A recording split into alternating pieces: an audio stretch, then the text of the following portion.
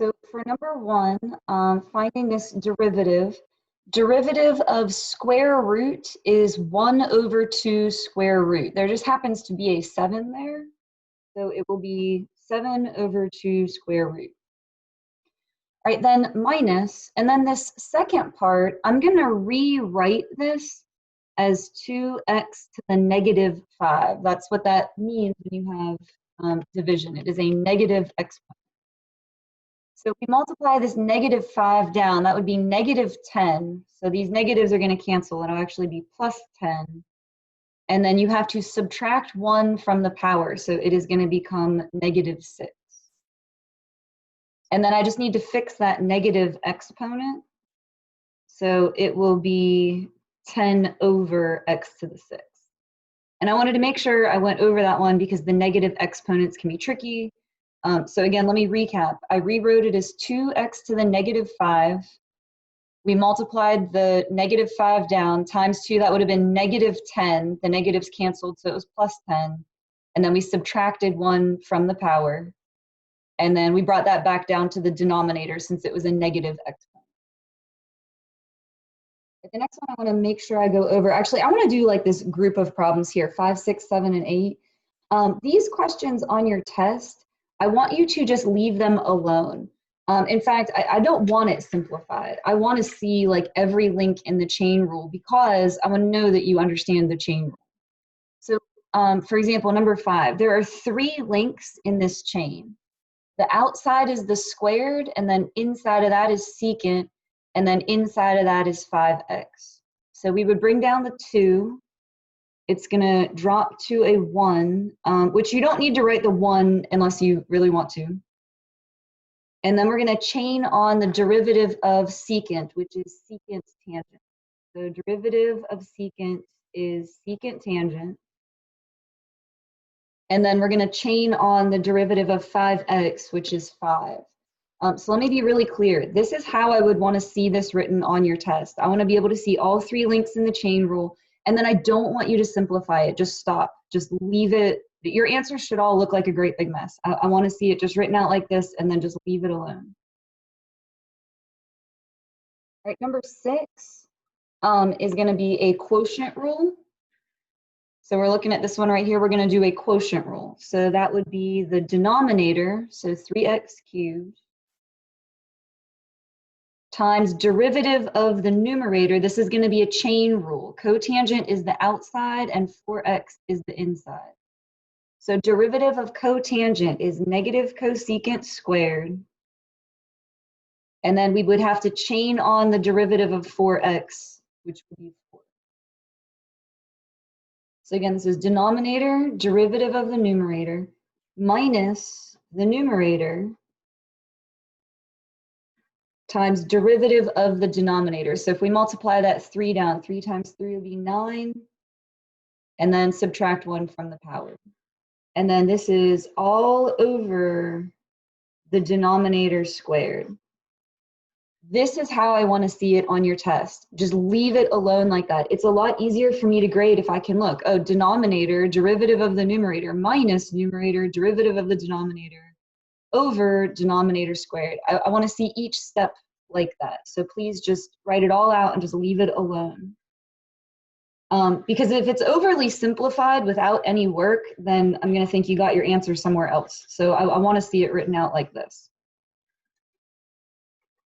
All right, number 7. Let me ask you guys, what rule are we going to need for number 7, which is right here? What rule is that going to be?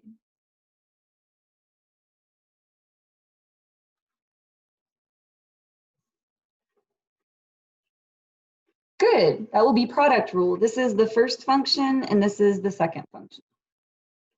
All right, so product rule is the first function, so x to the 4th, times derivative of the second. So derivative of secant is secant tangent. Plus the second function times derivative of the first, which would be 4x cubed. Once again, I'm going to say this like a bazillion times. I want to see it written out like this so I can see every part of the product rule and then just stop. Just leave it alone. You do not have to do anything else to that. You just write the answer. but I want to see every part of the answer. All right, number 8, this is 2 separate terms. So we're going to do this first one and then minus, and then we're going to do the second one. So this is like a part A and a part B problem. So let's look at just this first part. That's going to be a chain rule. The 5th power is the outside function, and then the cosecant is the inside function. So we will bring down the 5. It is going to drop to a 4. And then we're going to chain on the derivative of cosecant, which I did not leave enough room for because it's kind of long. It is negative cosecant cotangent. So again, the 5th power was the outside function. We brought that down, dropped it to a 4, and then we chained on the derivative of cosecant, negative cosecant cotangent. Minus, and now we're going to do this one. This is also a chain rule. Cotangent is outside and 5x is inside. So derivative of cotangent is negative cosecant squared. So these negatives are going to cancel. Of cosecant squared of 5x, and then you have to chain on the derivative of 5x, which is 5. So again, cotangent was negative cosecant squared, the negatives canceled, and then we chained on the derivative of 5x. I want to see every step like that, but then you get to stop and just leave it alone. So don't do any more work for that, because if you try to mess with this and you make a mistake, then I'm going to have to mark it wrong. All right, I'm going to go down to number 10. 10 says find an equation. Okay, so guys, what do we need to write an equation?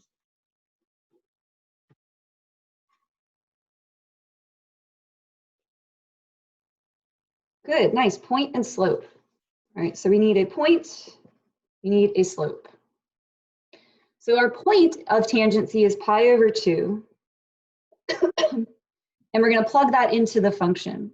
So on our unit circle, pi over 2 is up here. And let me just review the unit circle real quick, just because I know this is something we did not get enough practice on last year due to quarantine and everything.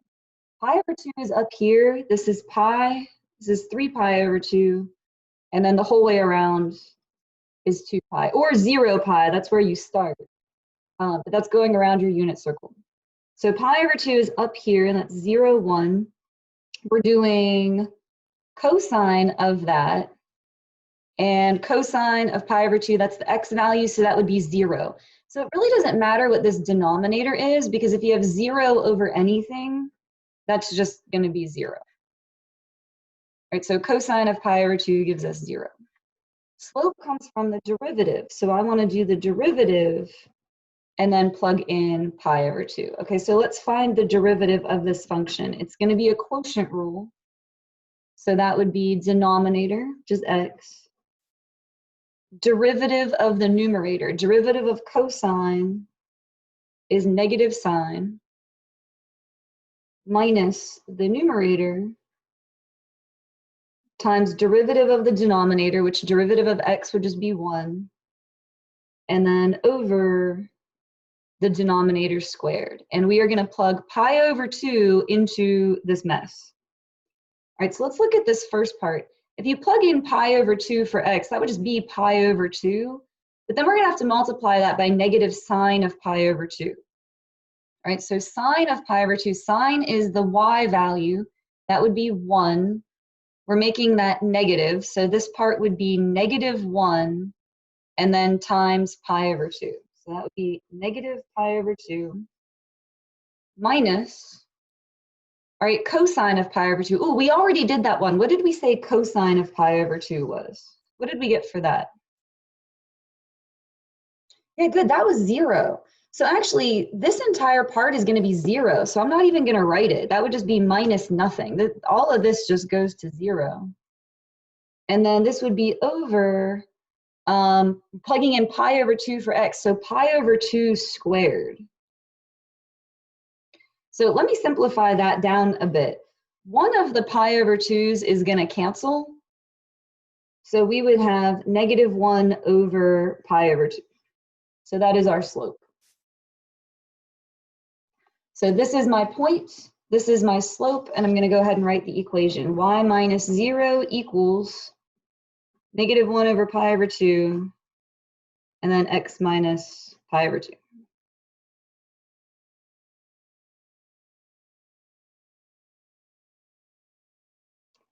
All right, so that is writing an equation. The next one I wanted to make sure we go over is 16. So let's look at 16 together. Because this one also involved some trig. Oh, wait, hold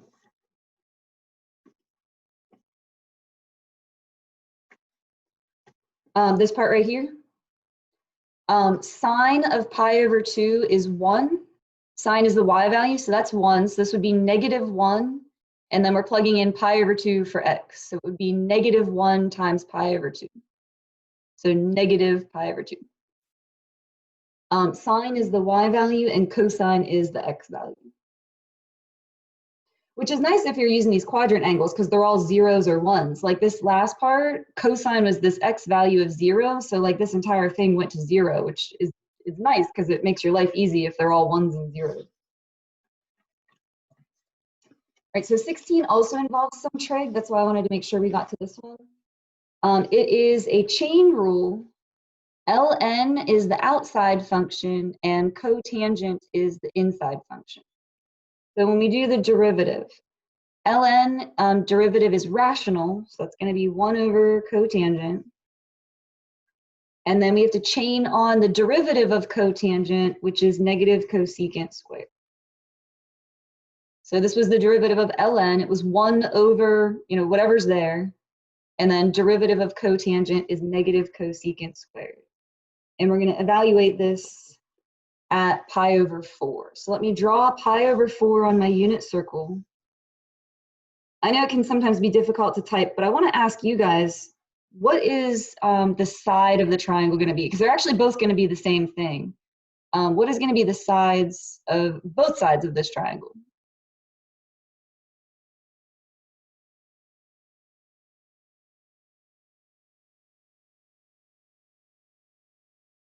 Yeah, good, root 2 over 2. Nice perseverance. I know that's like, we don't have math symbols to type there, but they're both going to be root 2 over 2. All right, so when we go to evaluate this, cotangent is the x value over the y value.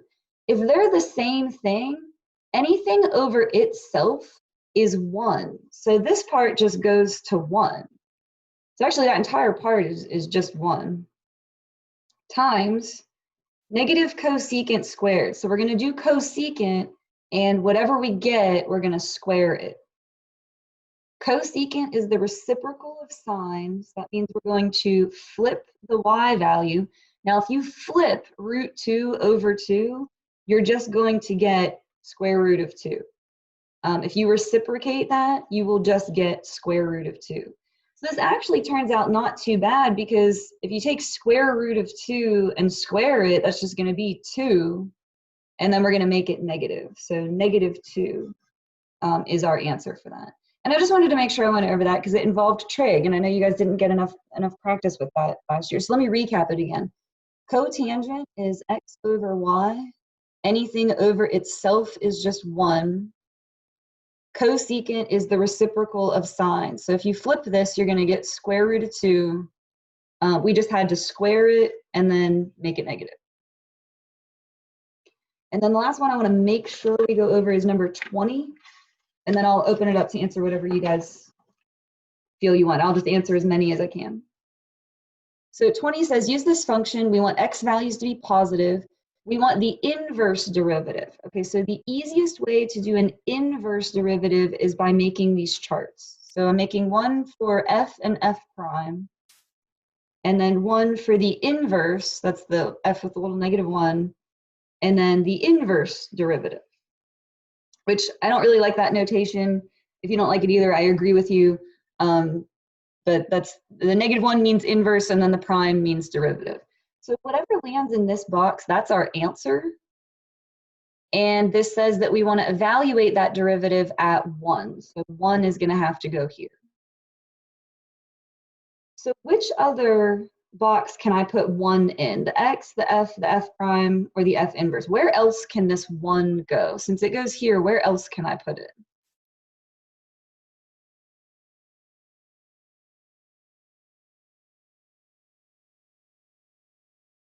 Yeah, good. It's going to be right here, because inverse means that you've switched the point around. You've flipped the input and the output. So it's going to go right there.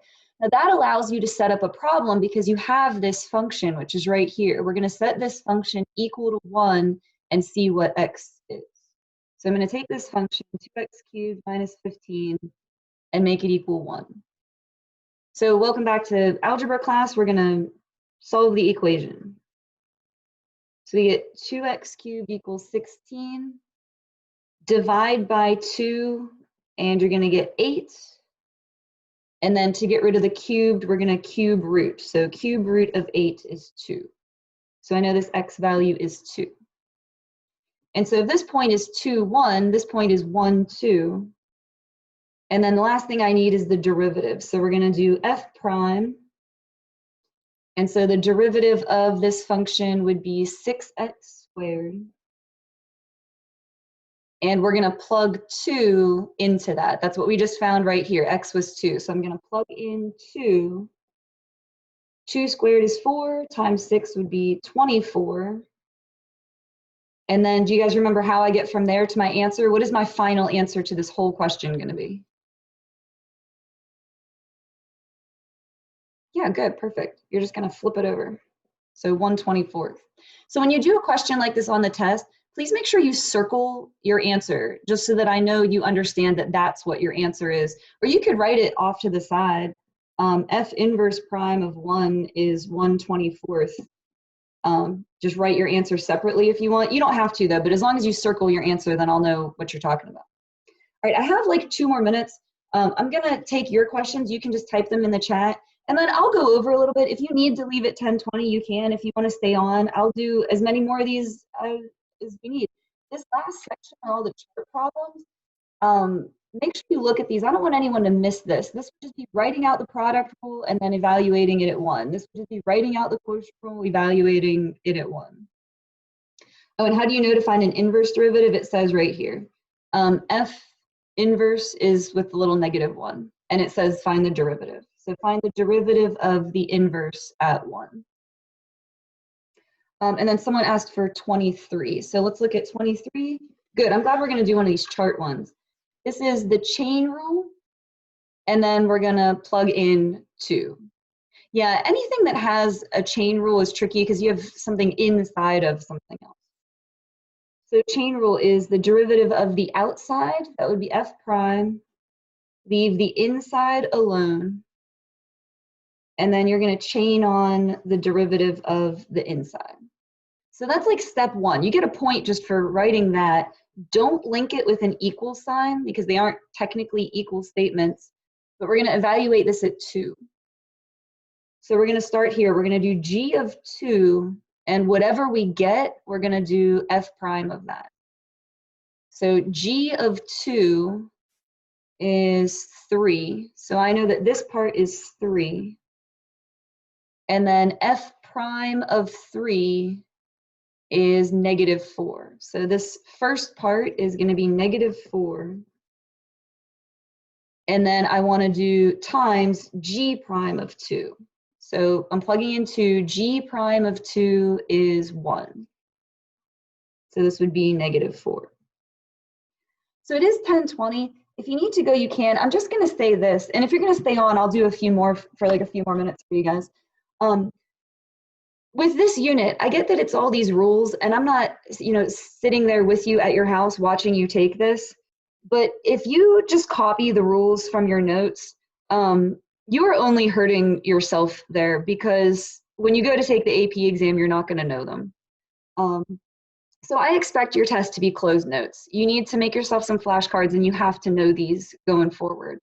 So that's my little piece on that. If you need to go, you can. If you want to stay on, I will do a few more for you guys for a little bit longer. You just type in the chat which one you want, and I'll go over it. And I'm going to post all the answers to you guys.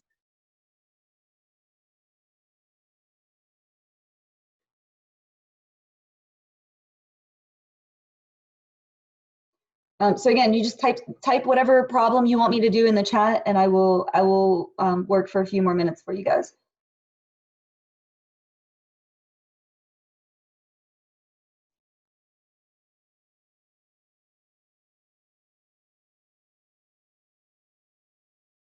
All right, 19.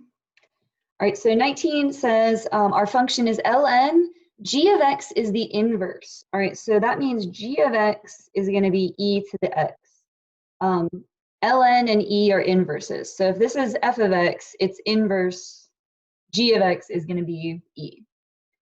And we want g prime of 9. So derivative of e to the x just is e to the x. So that's itself. And then if you plug in 9, you'll have e to the 9th, whatever that is. That's some number, though, because remember, e is a number, about 2.7. So that's just some value. All right, 15.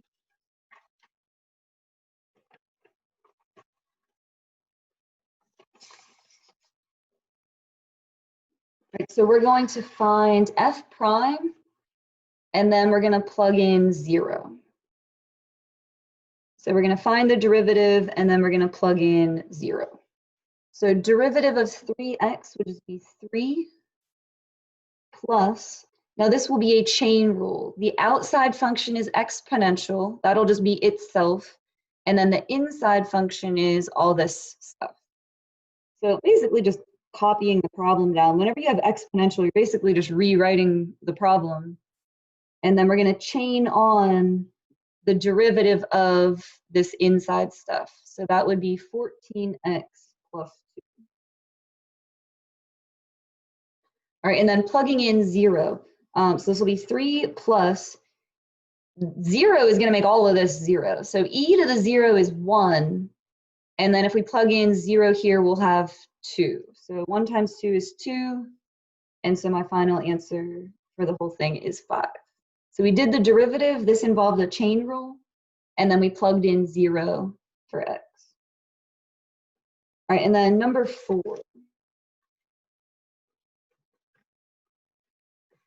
Sorry, I can't hold on to 2 pieces of paper at the same time here. All right, number 4. All this notation looks kind of scary, but all this is asking for is the derivative, the second derivative, and the third derivative. All right, so the first derivative of this would be 4x cubed minus 6x squared plus 10. And then we're just going to do the derivative again. So the second derivative would be 12x squared minus 12x. And then the third derivative would be 24x minus 12. So that's just your first, second, and third derivative. 14.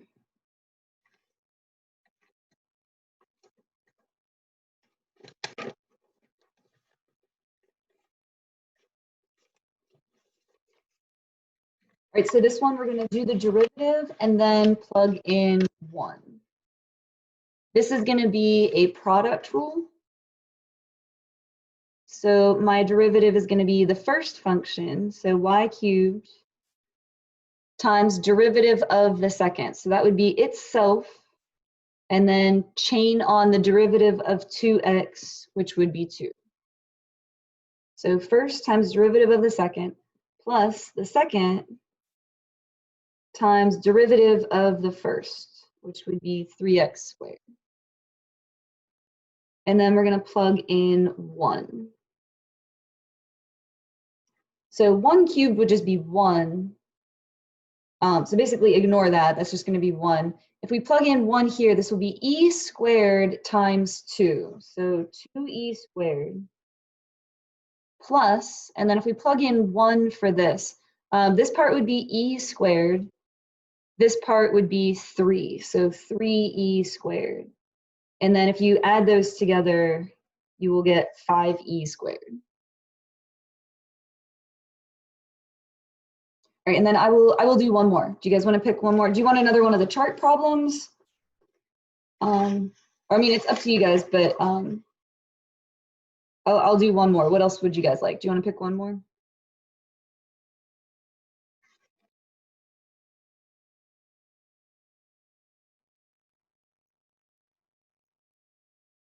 You wanted the limit problems?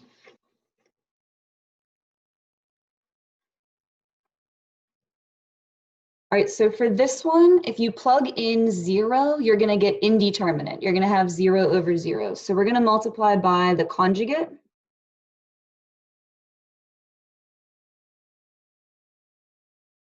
In order to get that to cancel out. I'm trying to find a blank spot on my paper that I can write on here. There we go. All right, so this is going to be limit as x goes to 0. And we're going to multiply all this together. It's going to look nasty, but a bunch of stuff is going to cancel. So root of x plus 4 times root of x plus 4 is just going to be x plus 4. Negative 2 times positive 2 would be negative 4. And then it's over this whole denominator. You don't want to multiply any of that together because it's just going to be a disaster. So I just copied it all down. So in the numerator, the 4s are going to cancel. And then what else is going to cancel here? Yeah, good. The x's are going to go. So the numerator's all gone. That's going to just be 1. And if I plug in 0 down here, square root of 4 will be 2, plus 2 would be 4. So 1/4. And I can go ahead and do the other limit problem too, because this one's to infinity. That's just who's in charge here. So for the numerator, that would be the 5x squared. For the denominator, it would be the 4x squared. And when it's a tie, you're going to use the coefficients. So that would be 5/4. If the numerator was smaller, it would just automatically be 0.